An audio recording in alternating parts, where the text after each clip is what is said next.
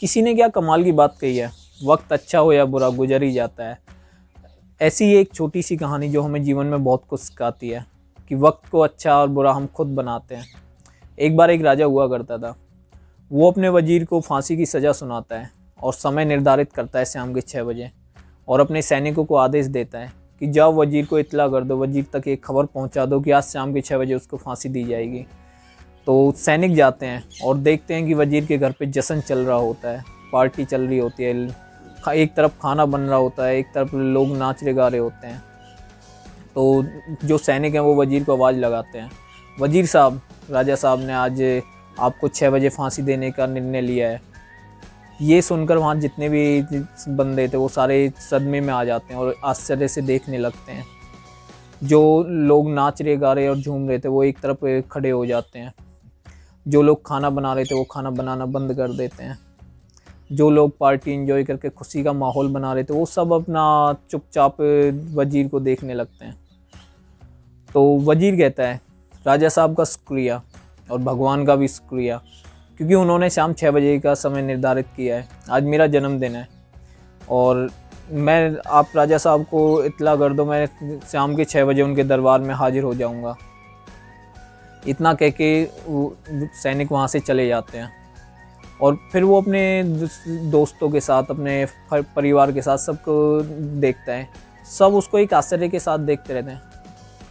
वो लोगों को समझाता है कि दोबारा से पार्टी एंजॉय करो। मैं भगवान का शुक्रगुजार हूँ और राजा साहब का भी शुक्रिया करता हूँ कि उन्होंने मेरे को शाम के 6 बजे तक का वक्त दिया है।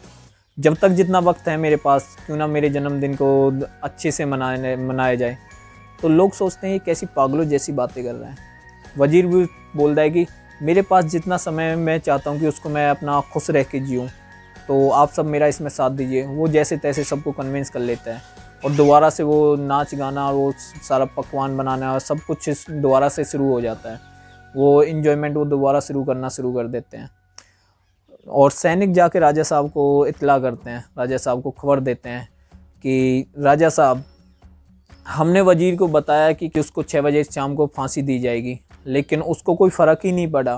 वो उसके घर में तो अभी भी नाच गाना चल रहा है, पूरा जश्न चल रहा है, पार्टी चल रही है।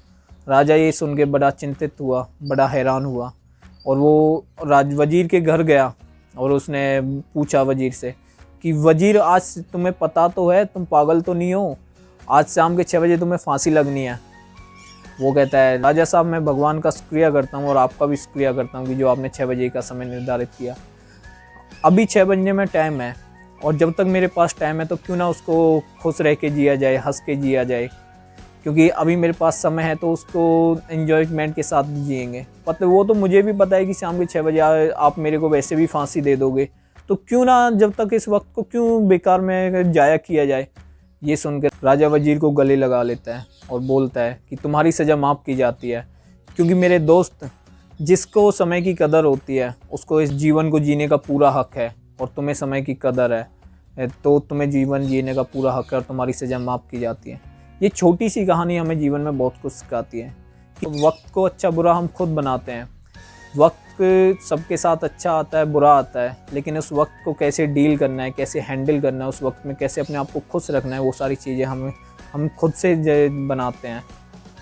और इसीलिए दोस्तों विक्की नरवार आपसे कहता है कि हमेशा खुश रहो, वक्त की कदर करो, वक्त के साथ चलते रहो। जय हिंद, जय भारत।